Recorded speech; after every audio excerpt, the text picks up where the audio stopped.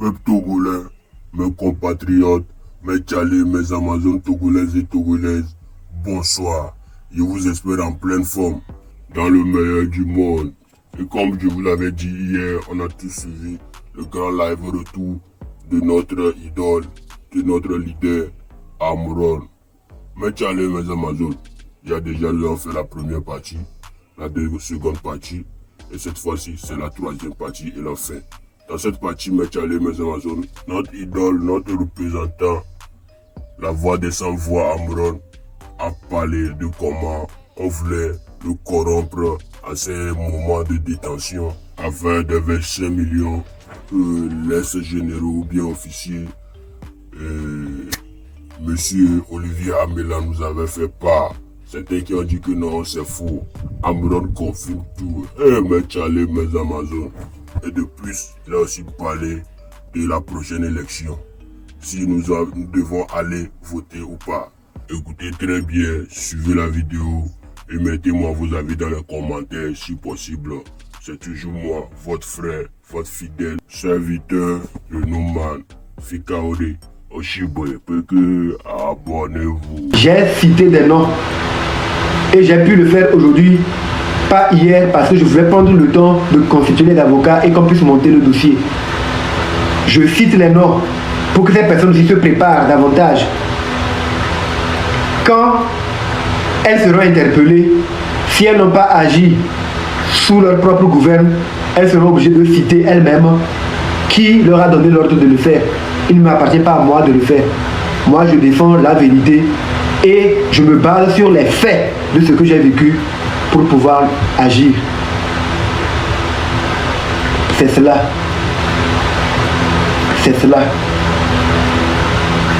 Donc, il faut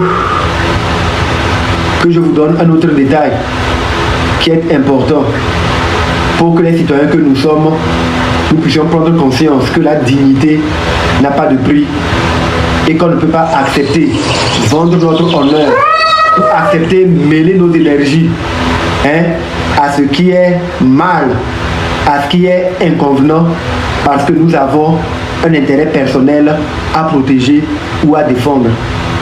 Non, la dignité n'a pas de prix, la liberté non plus. La dignité n'a pas de prix et la liberté non plus. Nous ne sommes pas dépositaires du pouvoir public. Nous ne sommes pas dépositaires du pouvoir de l'État. Nous n'incarnons pas des postes de haute fonctionnalité pour nous servir de nos prérogatives pour malmener ou mépriser les autres. Non. Non. Il faut que cela soit clair pour tout le monde. Le peuple togolais est le seul détenteur de la souveraineté nationale sur le territoire togolais. Et c'est sa volonté qui doit être observée et respectée.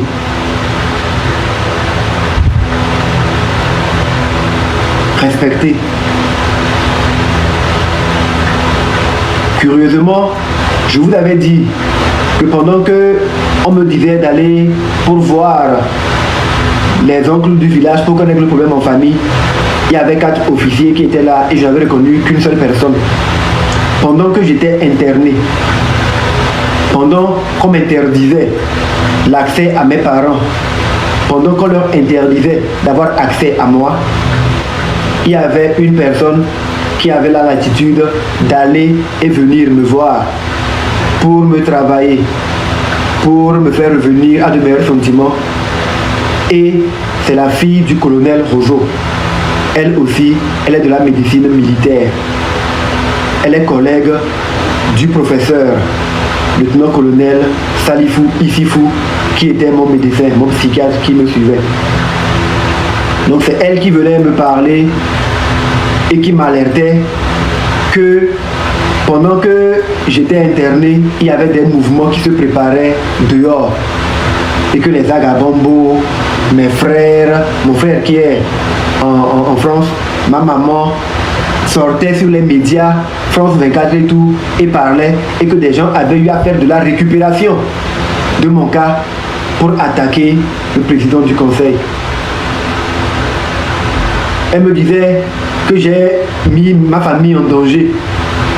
Et même qu'après mon arrestation, ma fille a dû faire une vidéo où elle a tapé sur la table, elle a tenu des propos graves contre le chef de l'État. Elle dit c'est une fille et tout. Elle dit oui, mais en même temps, c'est ma fille, mais on peut la garder dans une brigade pour mineurs. Elle risque cela. Je dis oh, comment? Que oui. Jusque-là, j'ignorais la nature de la vidéo de ma fille.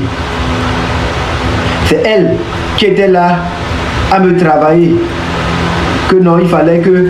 C'est elle qui m'a informé, d'ailleurs, qu'il y avait une cagnotte qui était en train d'être mobilisée pour moi. Et qu'il fallait que je renonce à cette cagnotte-là.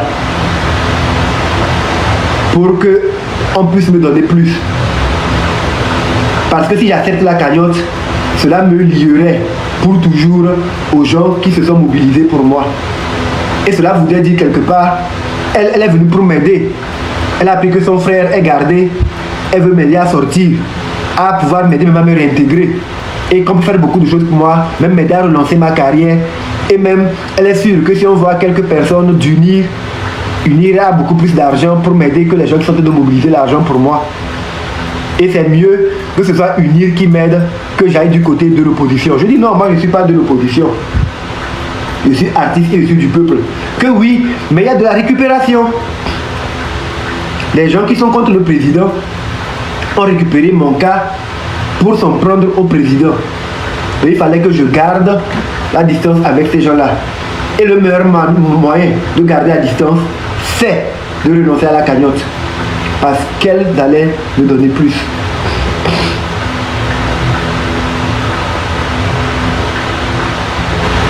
On pouvait me faire sortir, je vais présenter. J'ai dit non, ok, comme même ma fille a fait des vidéos et tout, je vais faire des vidéos d'excuses.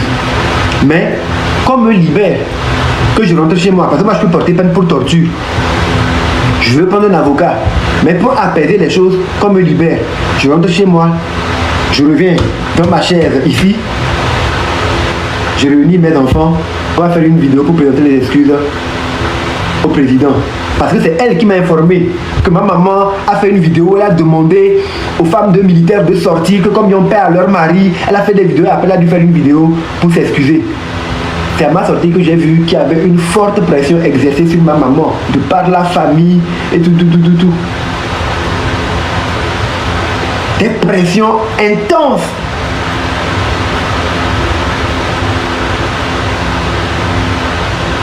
Dieu indirectement voulait dire qu'elle aussi, elle risquait d'être appréhendée parce qu'elle voulait appeler à un soulèvement. Que la plupart qu'elle a fait, c'est très grave et tout. J'ai vu tout ça, je dis mais moi je m'étais engagé seul dans la chose. Sans impliquer mes parents. J'ignorais qu'eux ils réagiraient même comme ça. Et ça va aller jusque là. Non, moi je vais essayer de calmer les choses.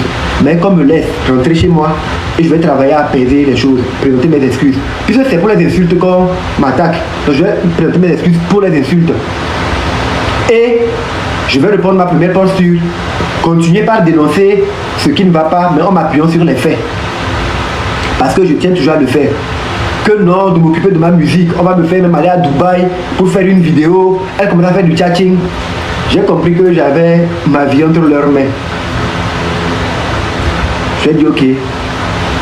Mais comme me laisse rentrer chez moi pour faire la vidéo, ça j'insistais sur le point là. Elle me dit ok, ce qu'on peut faire. Quand on me fait rentrer chez moi, on me remet mes portables. Je fais la vidéo en même temps, après on éteint, on reprend les portables. Et on me fait sortir, on va me mettre dans une villa. Ou même si je veux, de choisir un endroit, un pays où je veux aller avec mes enfants et tout, on va nous faire partir là-bas. Mais il faut que je sois coupé de la source de ceux qui ont cotisé pour moi, ceux qui ont fait la cagnotte. En ce moment, j'ai commencé par prendre conscience que j'étais devenu quelque chose qui dépassait leur entendement. Sinon, ils ne seraient jamais venus pour essayer de faire des négociations de la sorte. J'avais commencé à exiger que non, moi je ne vais pas quitter. Et ils m'ont rendu compte qu'ils ont été appelés par le procureur Parce que quand ça chauffait, le médecin m'a fait savoir que lui, il ne m'a pas interné de sa propre volonté. Mais actuellement, on est en train d'afficher la photo du directeur des gens du centre et tout. Alors que c'est le procureur qui a pris une réquisition pour qu'il m'interne. Que c'est sur réquisition du procureur qu'il m'a fait interner. C'est longtemps après, j'ai su en fait que non, le procureur a joué son rôle. J'ai été arrêté sans mandat, sans qu'il n'ait été consulté. Il n'y avait pas de dossier. J'ai été interné sans qu'il ne soit informé. Il n'y avait pas de dossier. Mais quand ça a commencé à chauffer, on pose des questions. Qu'il a fait interner, pour quel motif et tout. C'est en ce temps qu'ils ont envoyé un dossier au procureur. Pour que lui, il puisse demander que je sois jugé et tout. Parce que je suis déjà interné. Le procureur a dit, mais c'est quoi son état médical? Comme ils m'ont déjà fait interner, le médecin a envoyé une note au procureur lui disant que je souffre de défaillance mentale. Le procureur a été professionnel. Il a dit, mais si il souffre de défaillance mentale, moi je ne peux pas juger un fou. Donc, il faut l'interner. Et quand il sera guéri, vous allez le ramener et moi je pourrai faire mon travail. Mais la pression continue de monter. La famille proche mettait la pression sur mon papa et ma maman pour qu'ils se calment, que genre c'est eux qui m'ont interné. Maman m'a dit niet. Elle n'a pas interné son fils. Quand son fils quittait la maison, il était en bonne santé. Le procureur en ce temps a appelé mon papa parce que la pression montait, les gens étaient libérés à Amron, les gens en prélude de la manifestation du 6. Il lui a dit que voilà, il y a 2 charges qui sont retenues contre moi. Je reviendrai plus tard sur ça. La première, c'est que j'ai insulté le chef de l'État. Et la seconde, c'est parce que j'avais associé mes enfants. Donc c'était une sorte de détournement de mineurs.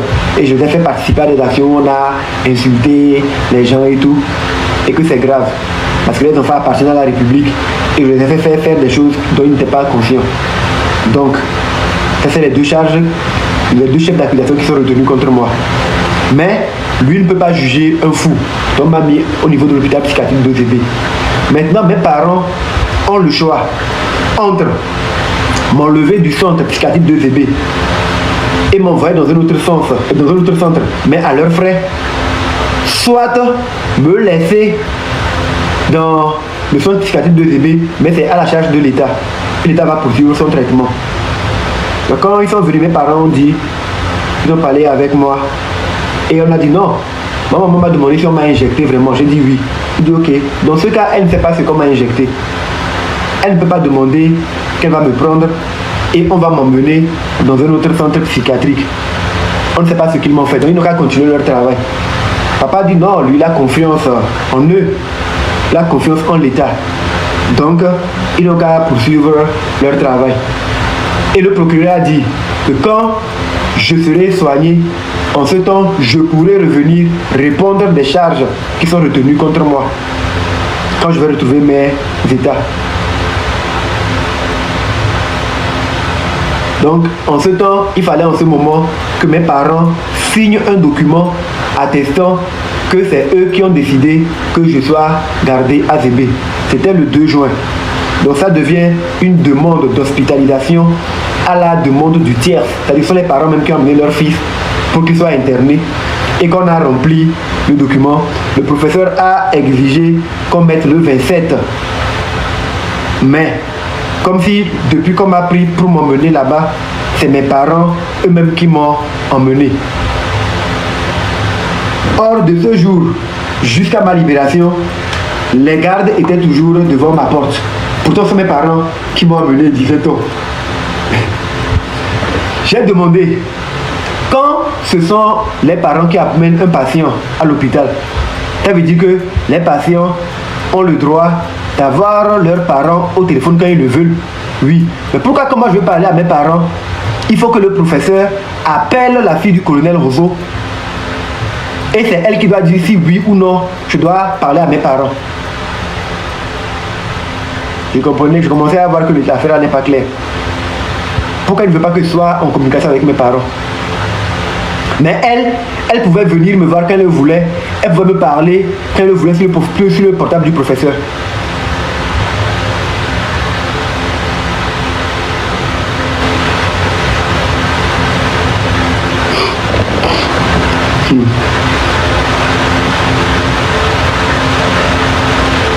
Donc,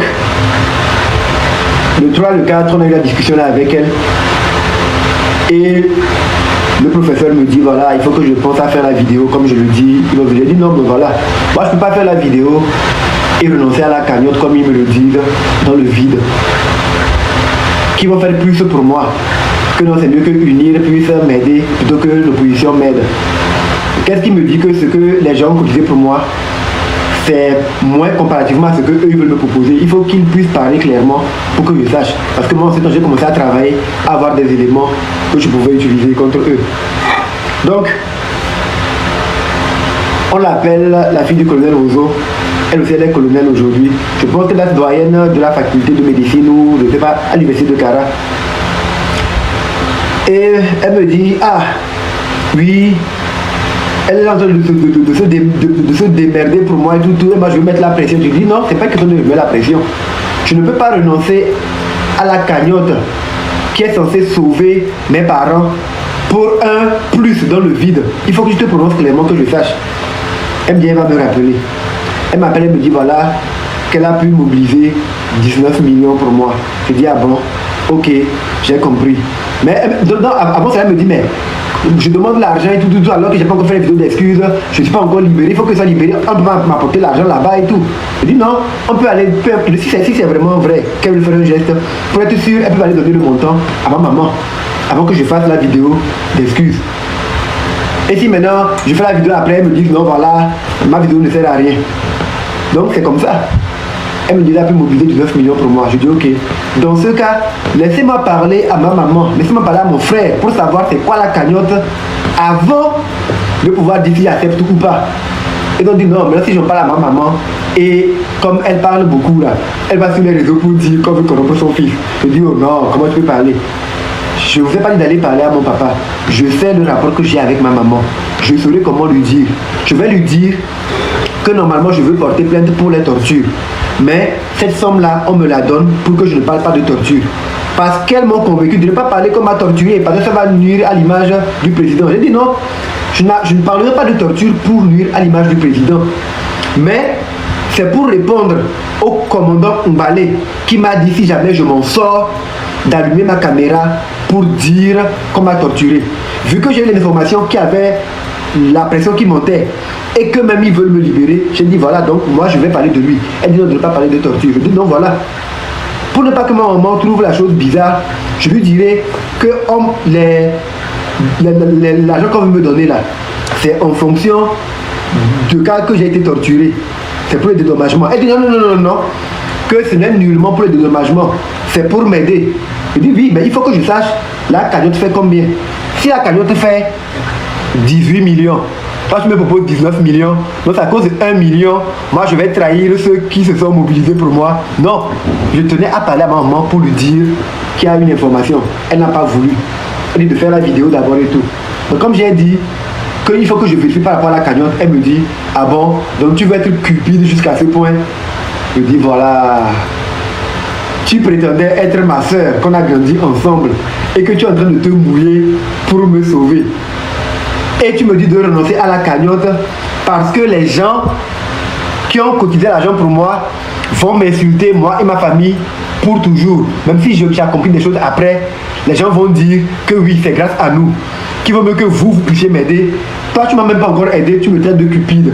Donc en vérité, tu veux me faire porter l'étiquette de traître à la lutte, comme vous avez l'habitude de le faire. Donc, voici ce qu'on va faire. Je vous ai bien dit que si je ne rentre pas chez moi avant de faire la vidéo que je vais faire là, ça va se retourner contre vous. Parce que vous êtes en train de manipuler mes énergies. Ce n'est pas dans ces conditions-là que je fais la vidéo. Mais tu insistes que je fasse la vidéo ici. Parce que selon toi, les gens savent déjà que je suis ADB, donc de le faire.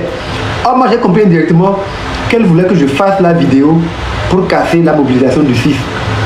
Elle me disait déjà, et je n'avais pas des canaux pour savoir comment les choses se faisaient, que les gens veulent faire des actions et tout, et que ça va me retomber dessus. Vu que le procureur a dit qu'après mon cas, je vais retourner devant la justice, je risque une lourde peine. J'ai dit ok. Donc vous pouvez envoyer l'équipe, qu'elle vienne Et je vais faire la vidéo d'excuses. Mais ne me parle plus d'argent. Que non, excuse-moi pour le terme. Je dis non, non, non, non, non, non. L'homme prudent voit le mal de loin. Comment ça a commencé? Après, tu ne veux pas dire que c'est pour le dédommagement, que c'est pour m'aider. Après, c'est vous-même qui allez répondre dans l'opinion que oui, vous m'avez donné l'argent. Et c'est pourquoi j'ai cessé de parler de ça, ça, ça. Non, je ne veux pas de votre argent. Gardez-le. Je préfère prendre la cagnotte, même si je ne sais pas combien ça fait là. Je préfère la prendre même si c'est 2 francs. Elle insiste. Je dis non et j'ai passé le portable au professeur. Je dis, elle n'a qu'à leur dire. C'était la nuit du 4 ça. Elle n'a qu'à lui dire. Il n'a qu'à lui dire plutôt qu'ils n'ont qu'à envoyer leur équipe pour que je fasse la vidéo. Mais je ne veux plus jamais avoir de discussion avec elle. Qu'elle enlève son nom et sa bouche de mes affaires. Je ne veux plus qu'elle m'aide comme elle voulait m'aider. Voilà. Jusque-là, mes parents n'étaient pas au courant de ce qui se passait. Donc, la nuit du 4 au 5, à 2h du matin, je dormais quand ils sont arrivés. Une équipe de 3 personnes. Les autres étaient dehors, je ne les ai pas vus. Ils sont arrivés, ils me disent voilà. Le premier rentré, il mettait un cache-nez pour que je ne le reconnaisse pas. Là, il me pose des questions, voilà, il veut qu'on parle de la vidéo avant qu'on la fasse, qu'on puisse la faire. Et que je dise un peu ce que vient de la vidéo avant. J'ai dit non, voilà, je vais présenter mes excuses au président du conseil par rapport à mes insultes. Parce que oui, nous sommes dans un état de droit et normalement quand un citoyen insulte, ce que je disais qu'on m'avait interpellé, j'ai le dit ça. Quand tu insultes, tu dois répondre de tes actes. Donc je sais que j'ai insulté, c'est mauvais. Donc je vais présenter mes excuses pour les insultes. C'est important parce qu'on m'a dit que ma fille aussi a insulté, donc c'est pas un bon exemple. Et je veux protéger ma fille. Donc j'ai fait la vidéo, elle dit que est-ce que je fais la vidéo là sous une menace? Je dis non, c'est moi-même je veux la faire. Bon, c'est j'ai déjà préparé mon discours, je savais ce que je dirais. Et si vous me suivez ma vidéo, au-delà de Be a Brave Being, j'ai bien dit, le Togo est un état de droit et nul n'est censé être au-dessus des lois. La loi est dure, mais c'est la loi. Cela veut dire que moi je veux me baser pour ça, pour dire, moi j'ai fait une mauvaise chose, j'ai été un déviant, je suis en train de le payer, c'est normal. Toutes les personnes qui ont détourné l'argent, qui sont citées dans les différents rapports, doivent répondre aussi de leur acte. Parce que la loi est dure, mais c'est la loi et nul n'est censé être au-dessus de la loi. J'ai préparé la vidéo, ils ont pris leur caméra pour filmer et après ils voulaient que je puisse mettre la vidéo sur mon compte. Ils ont voulu amener leur PC pour que je puisse ouvrir mon compte là-dessus. J'ai dit non, non, non, non. Moi je ne connais pas mes codes en tête, mais il faut que je puisse ouvrir ça sur mon portable, taper le code avant d'ouvrir sur leur PC. Mais quand ils ont amené le portable, j'ai fait charger la vidéo sur mon deuxième compte. Parce que je savais que par là, ça va amener une confusion au sein de l'opinion. On va dire que mais pourquoi c'est le deuxième compte qui publie, hein? Pourquoi c'est un nouveau compte qui publie la vidéo et non le vrai compte d'Amron? Donc l'affaire là n'est pas claire. Maintenant ils sont venus, j'ai ouvert le code et j'ai fait balancer la vidéo sur mon deuxième compte. Quelques temps après, un d'entre eux s'est rendu compte que non, la vidéo n'est pas sur le compte que j'utilise souvent pour mes lives. Je dis ah bon, oh, ok, donc c'est une erreur. Et avec un compte de sauvegarde, donc je vais le faire. Donc pour publier la vidéo, j'ai téléchargé la vidéo de mon second compte. Et je l'ai publiée sur mon premier compte. De sorte que la vidéo que je publie sur mon compte principal puisse porter la signature du deuxième compte. Là, les gens vont se dire, mais si c'est vraiment lui, pourquoi ne pas publier la vidéo directement? Et c'est la vidéo du deuxième compte qu'on publie ici. Donc c'est des gens qui sont en train d'utiliser ces comptes.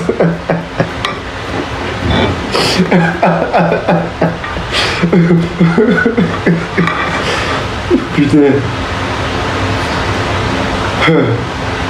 Je savais que les gens allaient déchiffrer dans que ça allait créer d'autres polémiques. Il a dit non, voilà, je vous ai bien dit que la vidéo va se retrouver contre vous. Vous n'avez pas écouté. Donc maintenant j'ai fait ce que vous avez voulu. Vous avez exigé que je fasse les excuses ici. Alors que c'est pas ce que moi je voulais. Donc vous avez votre vidéo. Il dit ok, donc voilà, c'est bon. Donc ils espèrent que à ma sortie, parce que normalement j'étais censé sortir le 7. Après là, maintenant le 6, j'allais sortir le 7. À ma sortie, mes actions vont aller dans la droite ligne des excuses que j'ai présentées. Je dis oh, bien sûr. C'est pour ça que j'ai fait les excuses là comme je les ai faites. Aujourd'hui, ils vont comprendre. Donc je finis maintenant. Et le monsieur prend le sac et il dit voilà, il y avait eu une discussion et on voulait faire un geste pour m'accompagner, pour m'aider. Et il ouvre le sac, il me présente les 5 millions. Qu'à la base on avait dit 19 millions, mais ça a été revu à la hausse, maintenant 25 millions. Sachant déjà ce que j'ai fait avec les vidéos. J'ai dit non. Moi je ne veux pas de votre argent, non. Je ne veux pas de votre argent. Je ne veux pas être cupide. Je préfère prendre la cagnotte, c'est mieux. Donc, gardez votre argent. Que non, lui n'est qu'un simple envoyé. Il n'est qu'un simple envoyé. Donc, de prendre, de réfléchir. Non, c'est déjà tout réfléchi là. Moi, je ne veux pas de votre argent. Non. Je ne veux pas de votre argent. Ramenez l'argent à la personne qui vous a remis ça. Et dites que je ne veux pas. Je ne suis pas cupide. Je ne vous ai jamais demandé de l'argent. Donc, j'aimerais éviter que demain, on vienne dire que c'est moi, j'ai demandé de l'argent et on me l'a donné. Non, c'est vous qui êtes venu m'informer qu'il y a une cagnotte. Et vous me demandez de renoncer à la cagnotte. Je refuse. Vous insistez. Et comme j'ai ma vie entre vos mains, je dis, je veux savoir au moins c'est combien la cagnotte avant de faire la comparaison. Et vous me traitez de cupide. Vous avez vendu vos intentions. Vous voulez casser le niveau auquel le public m'a mis. Vous voulez me ramener en bas. C'est pourquoi vous faites la négociation comme ça. Donc ramenez votre argent. Ça l'a surpris.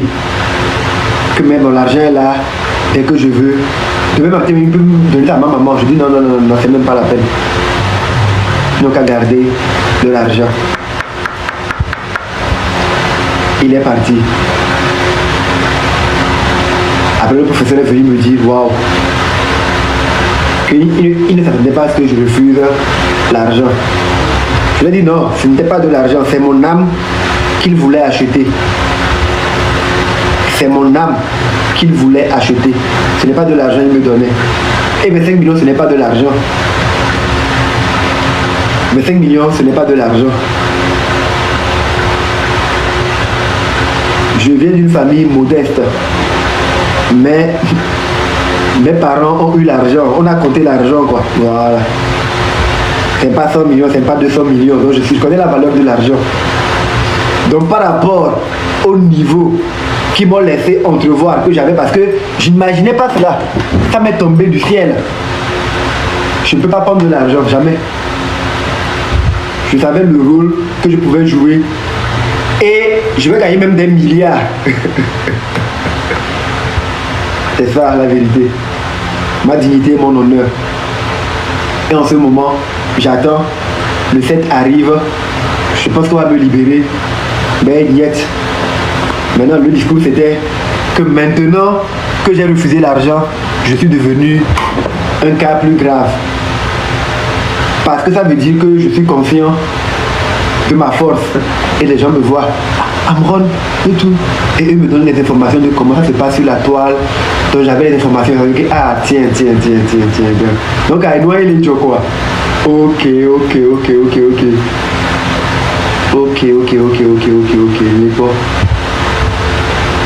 et un jour il y a un monsieur qui est venu par son intermédiaire, il est passé par la fenêtre, il a pu me passer son portable.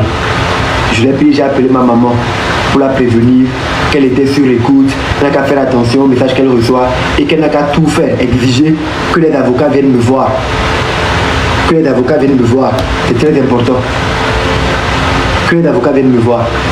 Parce que jusque-là, ils n'acceptaient pas que les avocats viennent me voir. J'ai exigé cela. Et il y a un moment, à ce moment qu'on se parle, ils sont en train de nous écouter. Et j'ai remis le portable à la personne. Elle est partie. Moins de 30 minutes après, les gens sont arrivés. Ils sont venus pour faire une fouille dans ma cellule.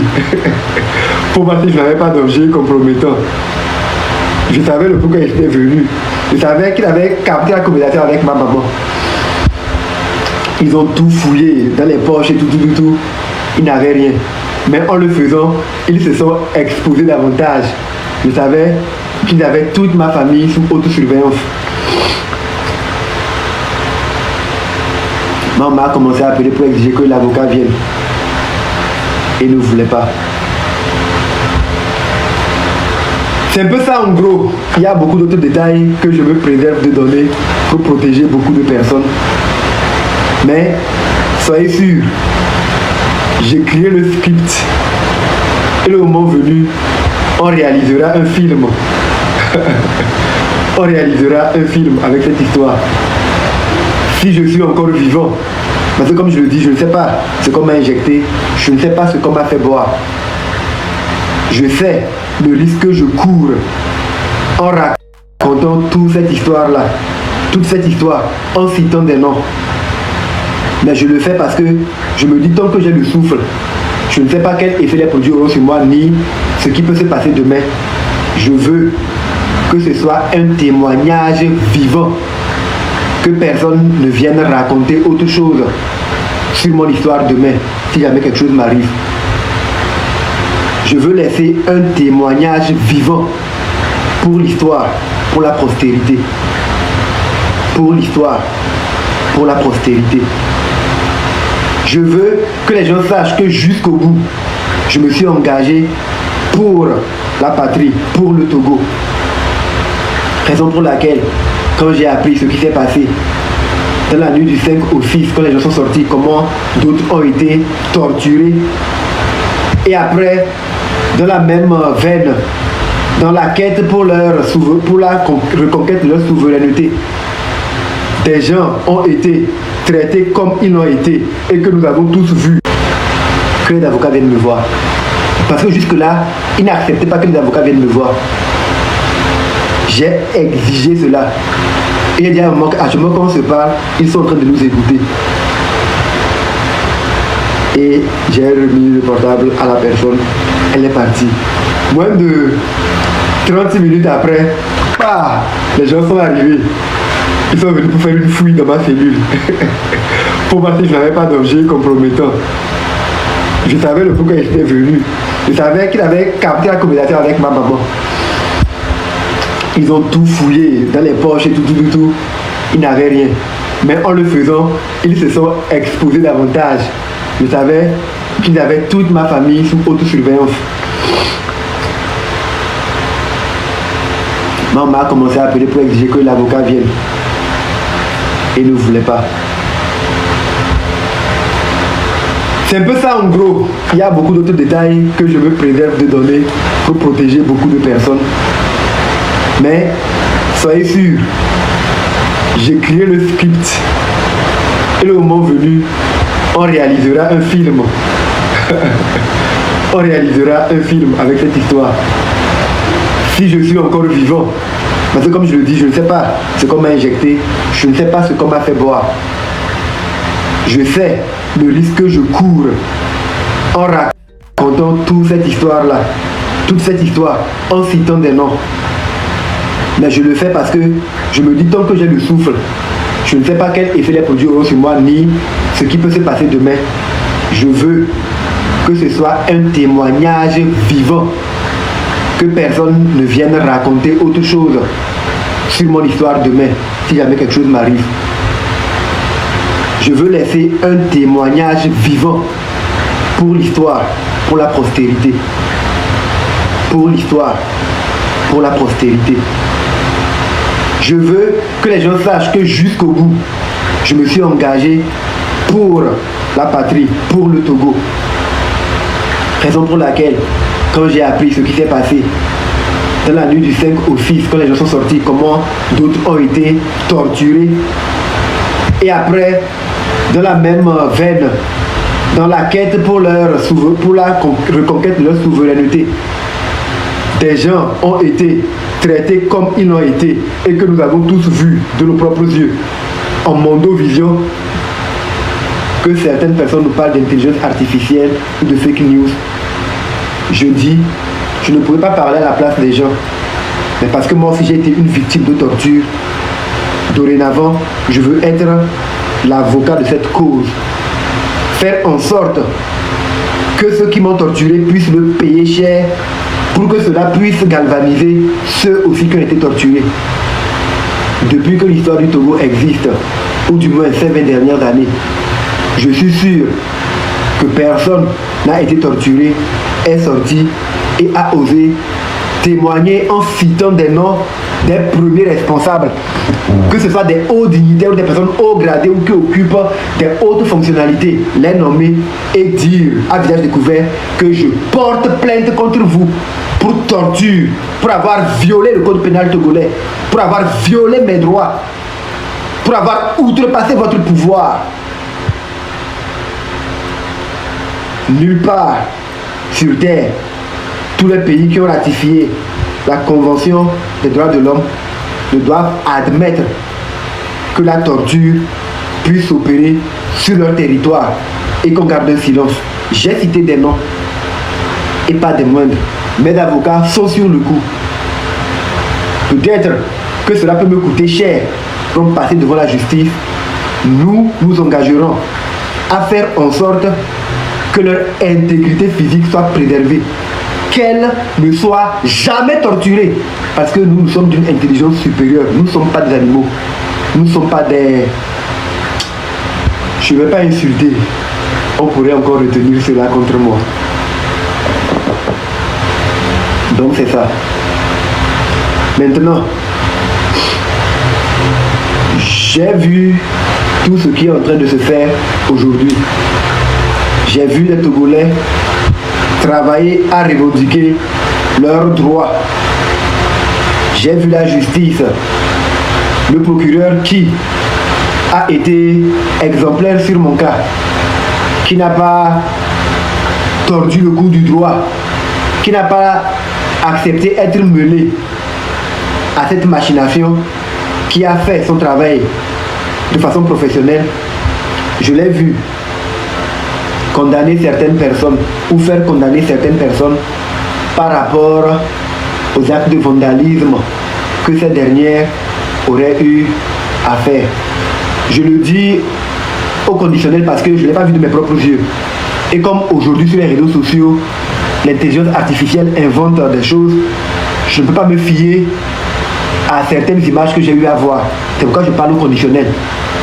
Donc si ce qu'il dit c'est la vérité et il a pu faire condamner des citoyens pour des actes de vandalisme ou des actes de ce qu'eux-mêmes ils qualifient de ce qu'ils disent, il y a des rapports qui sont là et qui indexent fortement des gens qui puissent se saisir rapidement des rapports de l'IGE, des rapports de la Cour des comptes, des rapports de l'ITE, et faire en sorte que les personnes qui sont mises en cause pour avoir détourné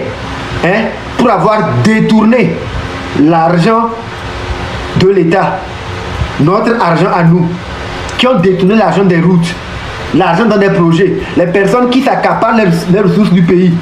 Quand on exploite ou on essaie les matières premières, ces personnes détournent leur argent, que le procureur puisse faire preuve de diligence, de professionnalisme et les indexer.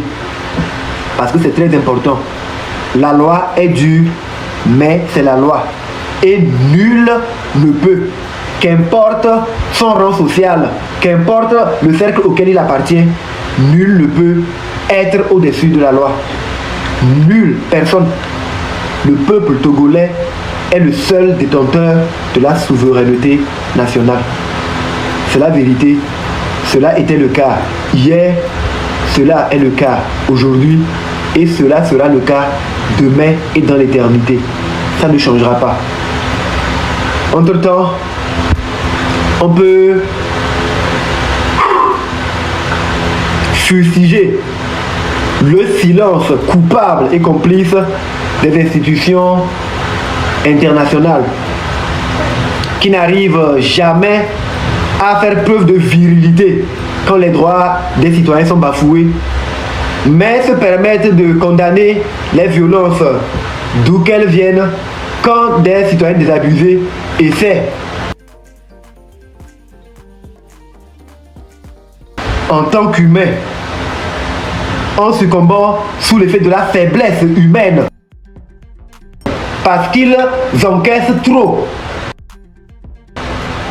d'avoir des comportements ou des propos déviants, rappeler les deux camps ou condamner les violences d'où qu'elles viennent. Mais quand les violences viennent d'un camp, on ne les voit jamais en des termes clairs condamner cela.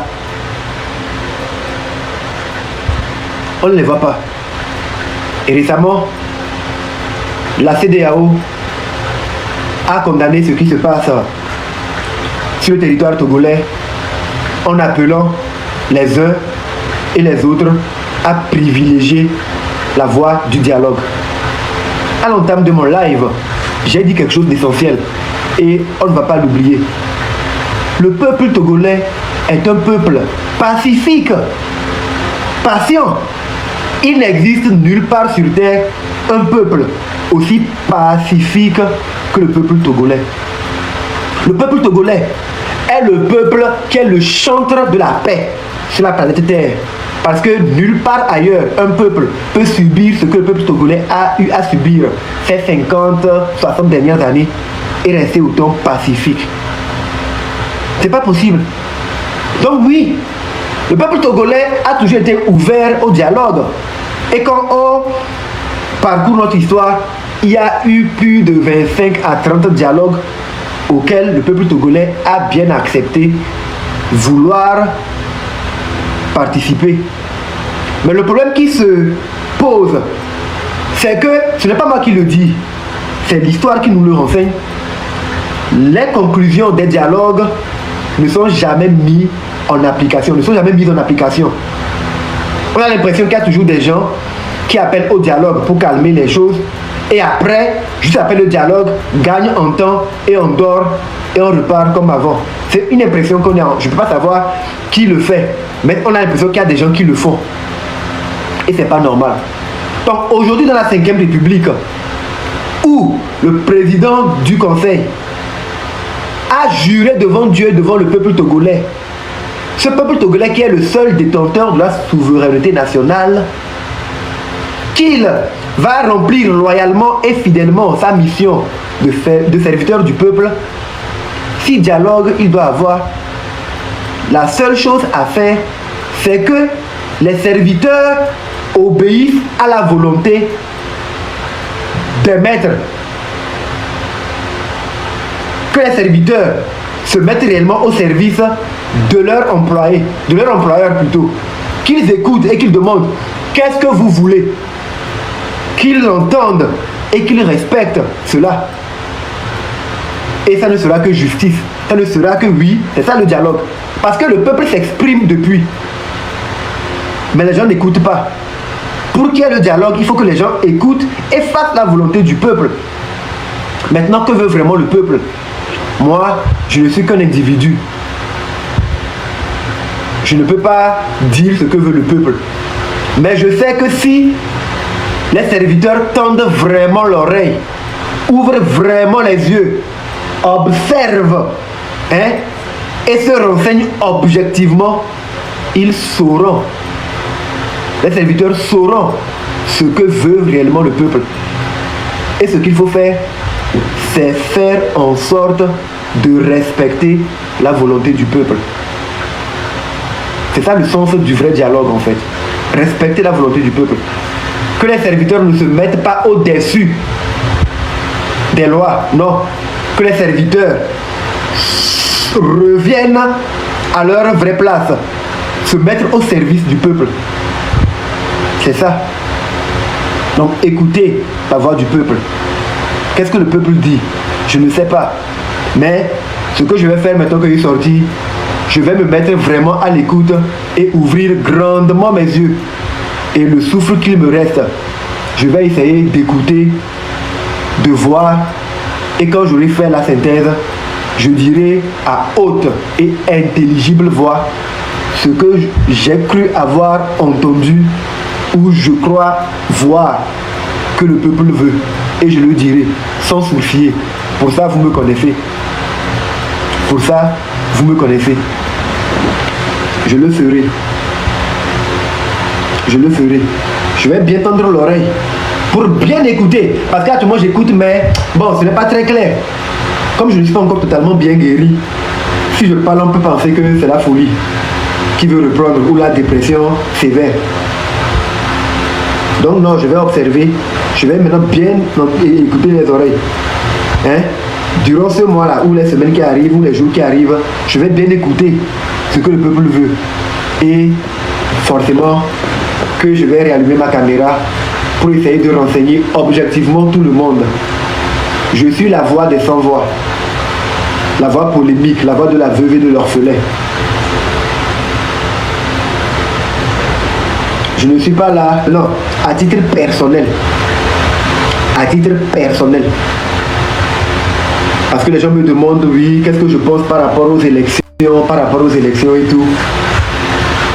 Moi, sincèrement, si je devais agir en tant que citoyen, je ne vais jamais participer aux élections. Parce qu'à l'heure actuelle où nous parlons, ce n'est pas ça qui est la priorité. Il y a péril en la demeure. Il y a des choses qui sont plus urgentes que d'aller à des élections. Et si les gens veulent nous faire croire qu'il faut aller à des élections avant que ces personnes ne puissent nous écouter ou satisfaire ce que nous voulons,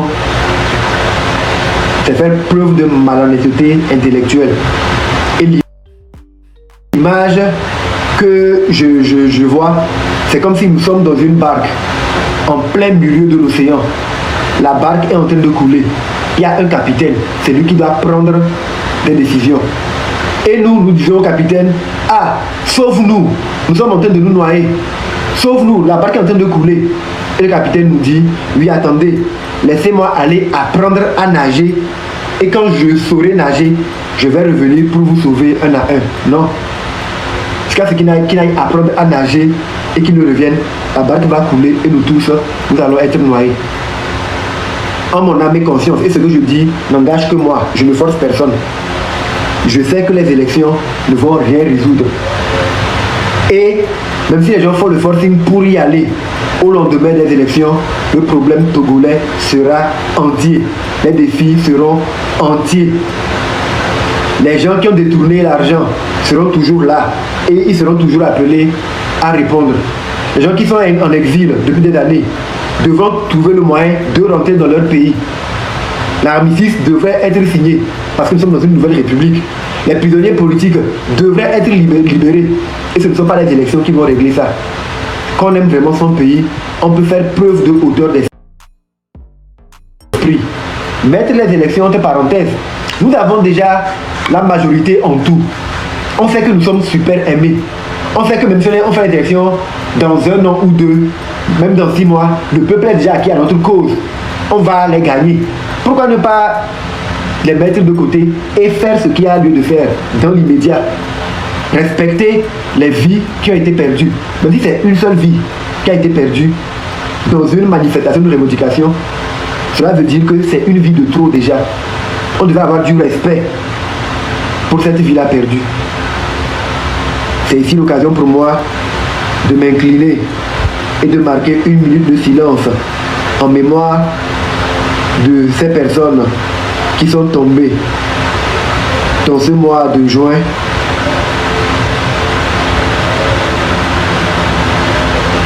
pour que la souveraineté revienne au peuple, que la voix du peuple soit réellement entendue.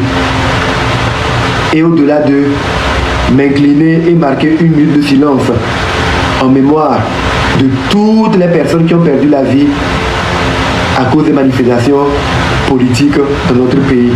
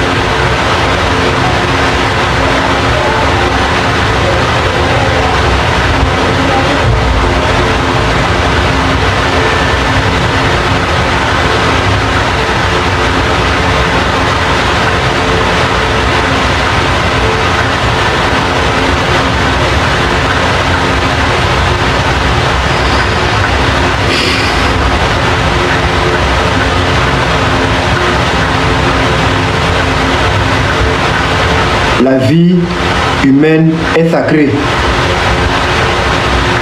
Et toutes les vies se valent, qu'on soit riche ou pauvre, haute autorité ou simple gardien.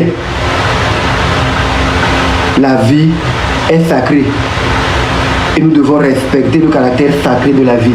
C'est écrit dans notre constitution. C'est écrit dans notre constitution.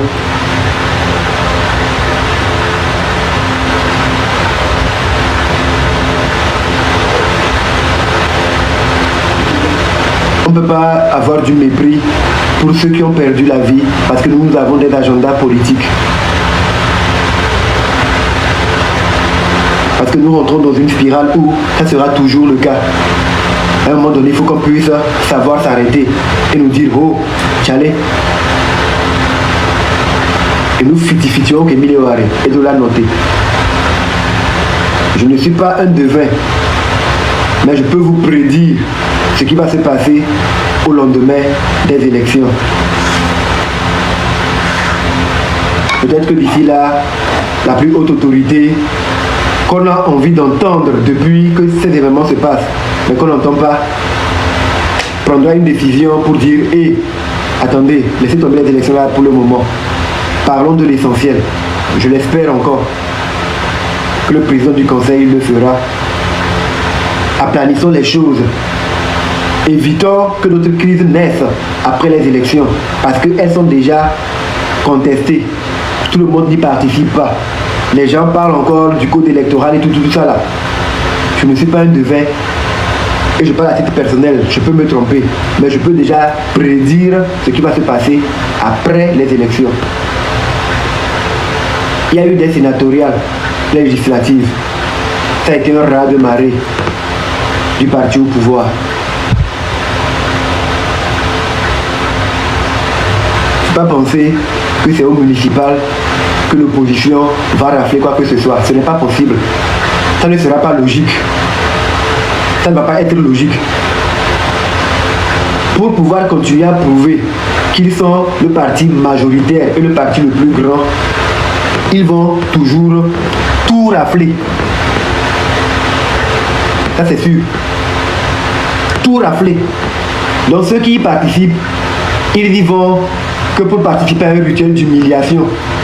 Parce qu'à la fin, on connaît les mêmes slogans qu'ils vont répéter. Nous avons été volés. Il y a eu des fraudes. Le fichier électoral était tel. À tel moment, il y a eu tel. Sauf que, en face, vos adversaires de depuis toujours savent qu'en participant aux élections, si demain, vous sortez, dans ce cas de figure, vous sortez, même si on vous a volé pour vous plaindre, personne ne pleurera pour vous. Donc, même dans votre position actuellement, vous êtes fragilisé. Ils savent que des gens ne veulent pas aller aux élections, qu'il y a une partie de la population qui ne veut pas aller aux élections. Il se peut que le taux de participation soit bas et le taux d'abstention soit très élevé. Et même si on vous triche, vous aurez beau crier, on nous a triché, personne ne va se mobiliser pour réclamer qu'on vous rende vos voix. Et en ce temps, vous serez grillé pour de bon. Pour toujours. Mais si j'avais été un acteur politique et que j'analyse la situation actuelle, je parlerai à mes confrères pour leur dire, ok, vu qu'il y a plus d'urgence, nous savons que les choses doivent changer et tout, et rien ne se fait. Retirons-nous tous. Quand bien même on a déjà mis un pied dedans, aujourd'hui il n'est plus possible qu'on puisse dire on va prendre d'autres nouveaux candidats. Nous qui sommes de l'opposition, retirons-nous tous du processus électoral et laissons-les aller seuls aux élections. Et si nous sommes sûrs que nous avons la popularité pour tout rafler, avoir une victoire massive pour changer le pays, donnons des mots d'ordre à notre base pour leur dire, le jour des élections, ne sortez pas, n'allez nulle part. Que le monde entier sache que c'est seulement une ou deux personnes qui est partie voter. Mais non, ça ne sera pas le cas. Les gens feront ce qu'ils ont l'habitude de faire ou feront ce qu'ils ont envie de faire. Moi, je ne suis personne pour juger les gens. Sauf que je sais que ce qui est sûr, Après, les gens n'auront que leurs yeux pour pleurer. Parce que les gens ne peuvent pas prendre la majorité au sénatorial, prendre la majorité au législatif et venir perdre au municipal. Impossible. Cela va donner l'impression qu'ils ont truqué les sénatoriales et les législatives. Ils vont tout rafler aux élections municipales pour prouver qu'ils sont vraiment le parti le plus grand. Ceux qui y vont, ils vont pour participer à un rituel d'humiliation. Et ils auront l'éternelle rhétorique. Peut-être une ou deux personnes parmi ces personnes auront une ou deux mairies, comme ce fut le cas. Mais en leur âme et conscience, ils savent qu'ils n'auront jamais le pouvoir de changer de façon substantielle la vie de la nation. Simple rue, le nom des rues, les gens ont voulu changer alors que c'était leur prérogative. Ils n'ont pas voulu. À quel moment pensez-vous qu'on va vous laisser agir pour faire respirer la grandeur, pour montrer que vous êtes plus compétent, que ce ne sera pas mouillé? C'est se moquer de l'intelligence des gens. On ne peut pas s'habiller en tout blanc et sortir dans la boue, dire que oui, on ne veut pas salir nos habits, hein. On ne veut pas salir nos habits. Mais bon, quand même, on marche dans la boue pour voir si, au moins cette fois-ci, ça ne va pas être sale. Les mêmes causes conduisent aux mêmes effets. C'est ce que j'ai à dire et je pense que j'ai dit l'essentiel. Chacun peut prendre ce qu'il peut pour travailler avec. Voilà. J'avais prévu faire juste un live de 2 heures de temps, mais les circonstances et le moment a voulu que je puisse m'étaler davantage pour que tout soit bien compris. Que tout soit bien compris. Mais rassurez-vous d'une chose, et moi je suis certain et convaincu. Le peuple togolais est le seul détenteur de la souveraineté nationale. Merci infiniment. C'est pour la première fois que je reçois un lion. Merci infiniment. Merci à toutes les personnes qui ont sécurisé ce live, qui ont été des donateurs, qui ont permis qu'on puisse aller jusqu'aujourd'hui là où nous sommes. Donc je disais que je suis sûr d'une chose. Le peuple togolais est le seul détenteur de la souveraineté nationale. Et en cette année 2025, le peuple togolais va retrouver sa souveraineté de gré ou de force, qu'il pleuve ou qu'il neige, et qu'importe la posture que certaines personnes veulent prendre, pour montrer qu'elles sont viriles ou pour intimider les gens, plus rien ne se passera comme avant. Je reste convaincu. J'espère n'avoir manqué de respect à personne. J'espère n'avoir insulté personne. Mais j'ai appris qu'au-delà de la tribune, Madame Yakadé a publié beaucoup d'autres choses. Je n'ai pas encore eu l'occasion de les lire. Mais dans les jours à venir, je vais me permettre de me reconnecter avec la réalité de mon pays, de relire tout ce qu'elle a eu à dire, de voir tout ce qui se fait et de me faire une idée claire. Et puis bon, je vous reviendrai très très vite. Je vous reviendrai. Donc c'était Amron, c'était mon histoire.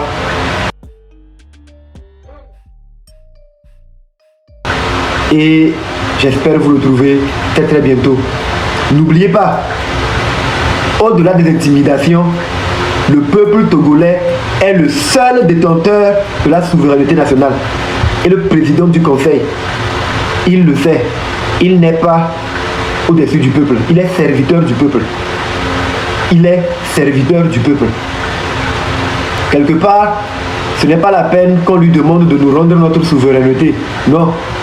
Il a déjà reconnu que nous sommes les souverains. Donc nous avons déjà notre souveraineté, à nous de l'exercer. En respectant la loi et en agissant, en respectant la réciprocité de ce qu'on nous fait subir. En restant dans la légalité. Voilà. Parfois, la défense peut être légitime. Il faut qu'on travaille en sorte de ne pas nous faire prendre dans des pièges. C'est un peu cela. Je vais finir avec l'hymne national du Togo.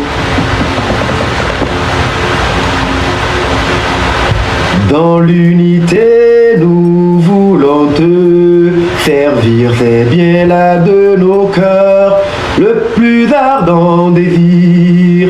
Clamons fort notre devise, que rien ne peut ternir. Seul artisan de ton bonheur ainsi que de ton avenir. Brisons partout les chaînes de la traîtrise et nous te jurons toujours fidélité et aimer, servir, se dépasser. Faire encore de toi sans nous lasser. Togo chéri, lors de l'humanité.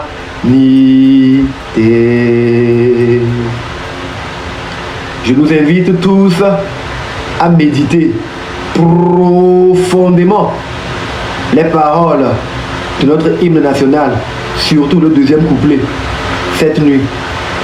Je nous invite tous à le faire, à méditer profondément ces paroles et les laisser s'enraciner en nous.